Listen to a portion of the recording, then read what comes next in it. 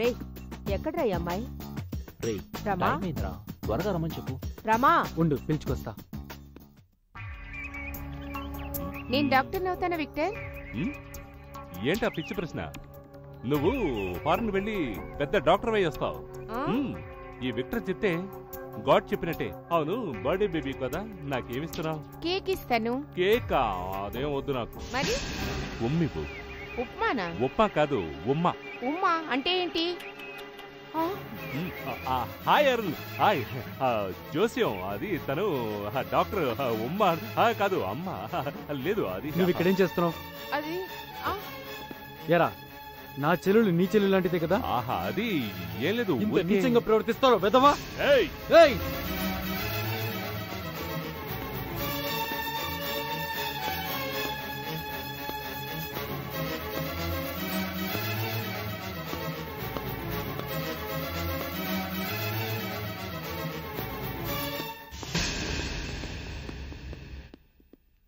రాజేశ్వరి, రాజేశ్వరి. ఏంటి? చాలా రోజులయ్యింది, నన్ను కొంచెం పట్టించుకోవే. ఏంటి పట్టించుకునేది? అదే అదే అదే అదే ఏంటి? ఏమయ్యో, నీ మొహానికి అది కూడా కావాలా? రాజేశ్వరి, నువ్వు ఇలా మాట్లాడుతున్నావు. నేను 50 సినిమాలు డైరెక్ట్ చేసి నీకు చూపించలేదనుకో. చూపించలేదనుకో. ఒక రోజు నయనతార, స్నేహ, త్రిష ఇలా అందరూ. ఒరే శేఖర్, నీకు ఒక విషయం తెలుసా? గణేష్ చెల్లెలకి సంబంధం చూసాం కదా శేఖర్, వాడు పెద్ద పోకిరిరా. ఆ రోజు వాడి మొహం చూడంగానే అర్థమైంది. ఎంతైనా విక్టర్ చాలా సపోర్ట్ చేస్తున్నాడు. చేని. హలో అరుణ్, నేను శేఖర్ మాట్లాడుతున్నాడు. జ్ఞాపకం ఉందా? గణేష్ ఇంట్లో అమ్మాయిని చూడడానికి వచ్చినప్పుడు అవమానించావే. అవమానించాను. ఇప్పుడు విషయం ఏంటో చెప్పు. ఇప్పుడు ధైర్యం ఉంటే నా శాంతం గోళం రారా. రే వస్తాన్రా, ఇంకో 1 అవర్లో అక్కడ ఉంటాన్రా.